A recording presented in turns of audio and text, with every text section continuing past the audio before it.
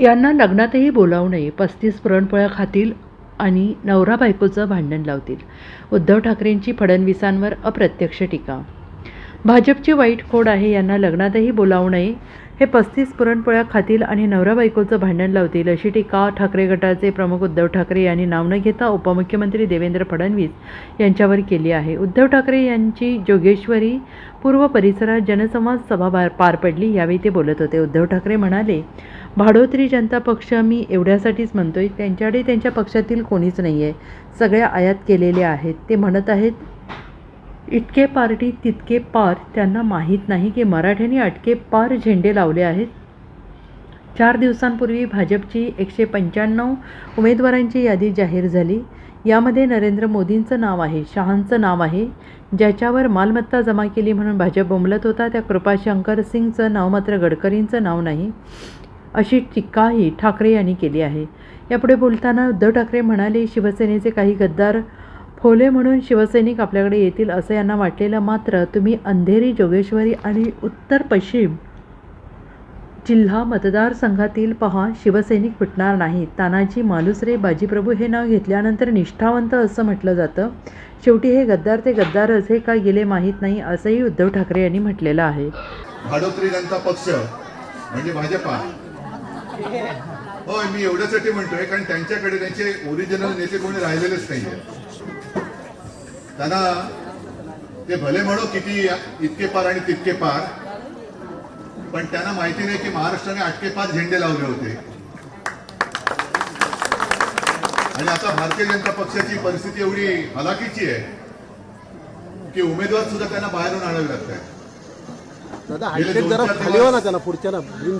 जो एक विषय मी संपूर्ण महाराष्ट्रासमोर मांडतोय तो म्हणजे की 4-5 दिवसापूर्वी भारतीय जनता पक्षाची पहिली 195 उमेदवारांची यादी जाहीर झाली आणि त्या यादीमध्ये मोदीजींचं नाव आहे, अमित शहांचं नाव आहे आणि ज्याच्यावरती बेहिशोबी मालमत्ता जमा केली म्हणून भारतीय जनता पक्षच बेंबीच्या डेटापासून बोंबलत होता, त्या कृपाशंकर सिंहांचं पण नाव आहे, मात्र गडकरींचं नाव नाहीये.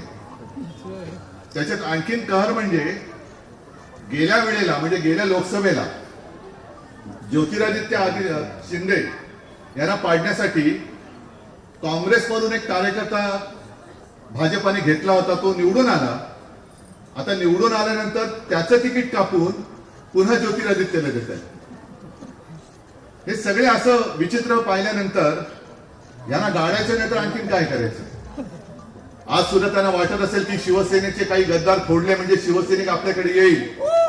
मी तर म्हणतो या जोगेश्वरी, अंधेरी या सगळ्या भागामध्ये आता हे लोकसभेचं काय नाव आहे, उत्तर पश्चिम, तुम्ही प्रयत्न करून बघाच, किती फोडायचे तेवढे फोडून बघा, पण हे सगळे सैनिक आहेत. हे नुसते सैनिक नाही तर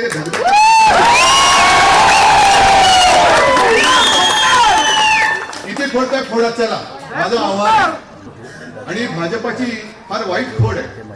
म्हणजे मी एका भाषणात, कदाचित दसऱ्याच्या भाषणातच बोललो असेल की यांना कधीही कोणत्याही चांगल्या कार्यक्रमात कोणी बोलू नये, लग्नाला तर अजिबात बोलू नये, कारण येतील लग्नाच्या पंक्तीत बसतील, मस्त श्रीखंड, वरण भात ओरपून खातील. किती पोळ्या खाल्ल्या, पुरणपोळ्या 25